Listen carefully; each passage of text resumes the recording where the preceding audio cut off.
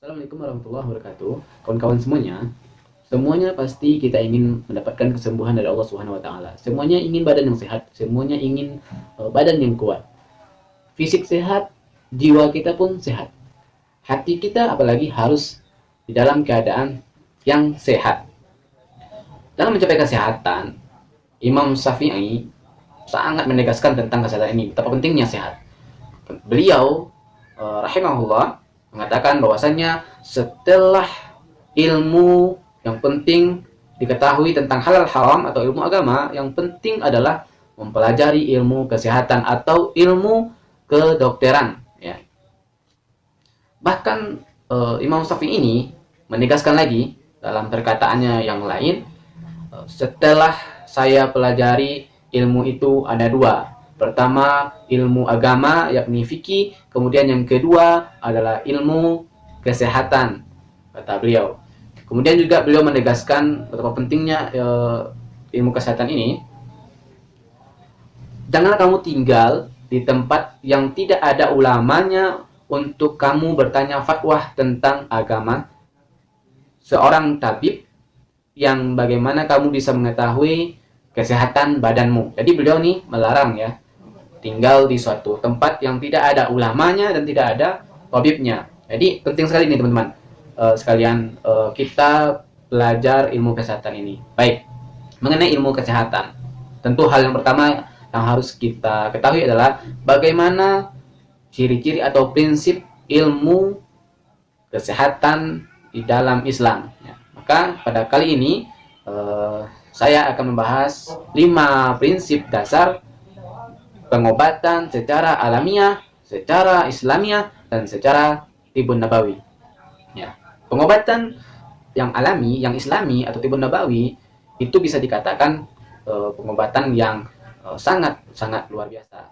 Yang pertama yang harus kita perhatikan adalah dikatakan dia adalah ilmu yang islami, pengobatan yang islami. Pertama adalah pengobatan yang memakai ya, alat, kemudian bahan-bahan, metode dan cara kerja yang sesuai dengan pada zaman Rasulullah SAW.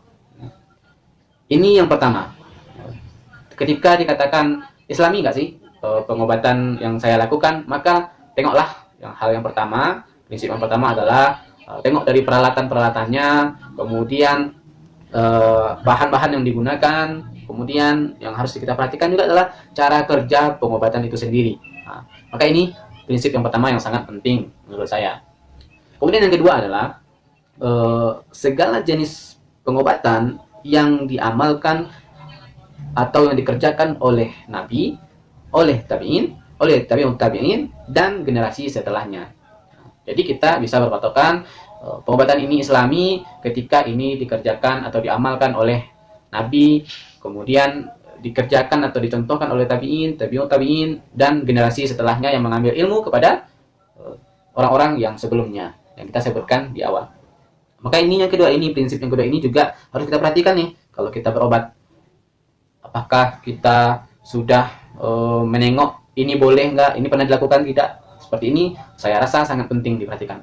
Prinsip yang ketiga adalah pengobatan ini harus menjaga sekali kepada akal, kepada nasab dan jiwa kita, kepada jasad dan kehormatan manusia itu sendiri. Jadi kalau kita berobat teman-teman, kita harus memperhatikan ketika ada pengobatan yang ternyata pengobatan itu melahirkan efek dampak negatif untuk menghilangkan kesadaran atau merusak akal, menurunkan fungsi akal ya. Kemudian juga merusak tubuh, maka salah satu ciri ini harus kita minimalisir. Berarti dalam Islam lebih mengedepankan peran positifnya ya, peran kesembuhannya, dan sangat mengurangi resiko dari sebuah efek samping dari pengobatan itu sendiri. Nah, jadi sebisa mungkin teman-teman, kalau seandainya teman-teman ingin melakukan pengobatan yang alami, pengobatan apapun itu, yang hal dasar agar kita selamat adalah carilah pengobatan yang banyak manfaatnya dan paling sedikit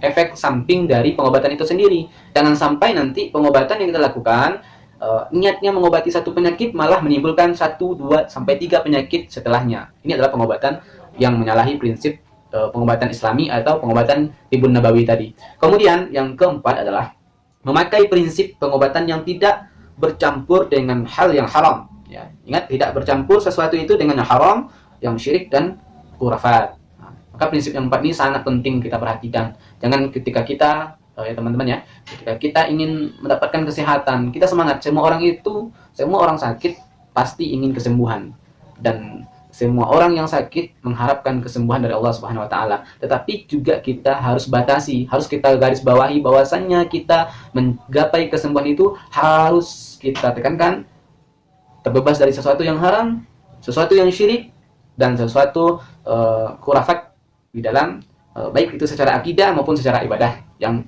akan kita lakukan. Itu ketika kita lakukan akan mendapatkan keberkahan. Jangan sampai ketika kita sakit, ya, sakit itu kan menggugurkan dosa. Malah ketika kita sakit bukan berguguran dosa, tetapi malah bertambah dosa-dosa setelahnya. Kenapa? Karena kita melakukan pengobatan yang bercampur di dalamnya yang haram, bercampur di dalamnya kesyirikan, bercampur di dalamnya khurafat. Yang kelima, tidak yang kalah penting adalah, ini sering diabaikan oleh banyak orang.